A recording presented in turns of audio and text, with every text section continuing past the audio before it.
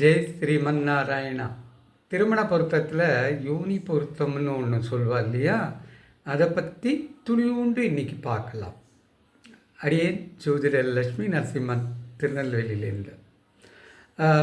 இந்த யோனி பொருத்தத்தில் உங்களுக்கு அந்த மிருகங்களை வச்சு சொல்லுவா, மேலோட்டமாக அதை வச்சு பிளைண்டாகவே அடிச்சு விடுறா. இப்போது ரோகிணி சாரைப்பாம்பு, மிருகசீரிஷம் சாரைப்பாம்பு ரெண்டும் நன்னா இருக்குன்னு சொல்லிவிடுவா இல்லையா. அது மட்டும் பத்தாது, ஆக்சுவலாக அப்படி இருக்கிற அந்த யோனிகள் லக்னத்துக்கு 12ஆம் இடம், அதுதான் பேஸ் பண்ணுறது. 12ஆம் இடம் விரயம்னு சொல்கிறோம், ஆக்சுவலாக அப்படி இல்லை, அது சயனஸ்தானமும் கூட. படுக்கை சுகம்னு சொல்லுவாள். புருஷன் முண்டாட்டி படுக்கையை ஷேர் பண்ணிக்கிறது. இந்த 12ஆம் இடம் தான் அதை தீர்மானிக்கிறது. லக்னத்துக்கு 12ஆம் இடம்.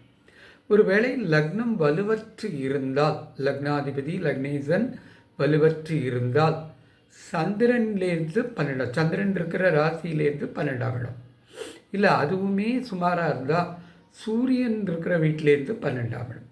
இது பொண்ணுக்கும் பிள்ளைக்கும் மேட்ச் பண்ணணும். அப்படி பண்ணால் வம்ச விருத்தி ஆகுமா ஆகாதான்னு சொல்லலாம்.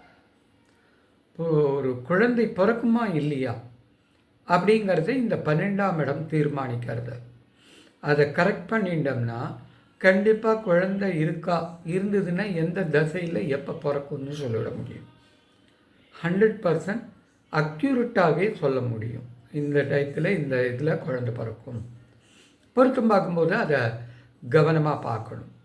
ரொம்ப முக்கியம். அது கல்யாணம் பண்ணுறதே வம்சவிருத்திக்கு தானே. அதை கரெக்டாக பார்த்துட்டோம் அப்படின்னா, புத்திர பாக்கியம் இருக்கிறதா சேர்த்துட்டோம்னா அது வம்சத்தை விருத்தி செய்யும். ஹரி ஓம் தத் சத்.